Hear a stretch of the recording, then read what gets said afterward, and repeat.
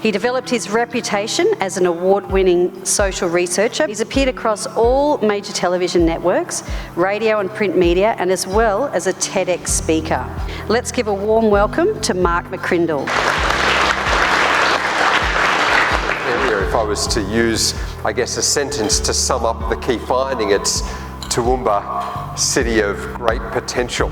But the reason for the positive sentiment that we had in this study by business leaders is that, you know what, the only times we have are the times we have, and we get on and we make it work regardless of what comes our way. It's the entrepreneur's approach. It's the small business attitude, and we saw that in the study.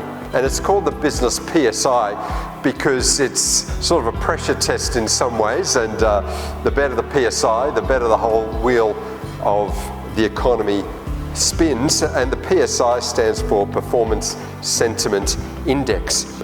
Performance, which is how things have gone in the last 12 months, and the sentiment, which is the forward forecast, how we think things will be in the 12 months ahead. But what's been a bit of a headwind, what slowed down what could have been those conditions, you can see number one at -103, a very strong response from business owners, red tape and regulation requirements.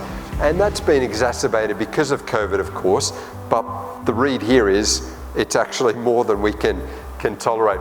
Second big negative there was local infrastructure provision, a negative result there. Infrastructure and locale outlook, and another slight negative was supportive government policy settings. This was particularly federal and state, but I'm sure it's got some local implications as well. So it's a small business nation, but it's even more a small business city, a region that has as the backbone of the economy these micro and small employers.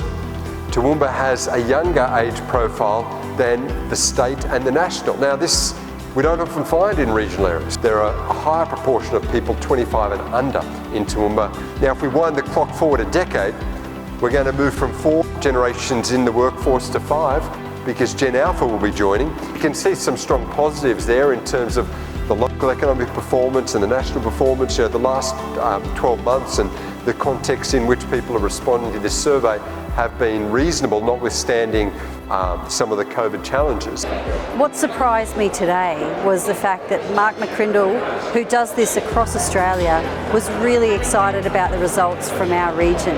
His enthusiasm for our region was really infectious. So the key takeout from a negative was the red tape and bureaucracy. Unfortunately, that has been a consistent message that we are receiving. But to have some independent research has been a really positive step to identify what's going on.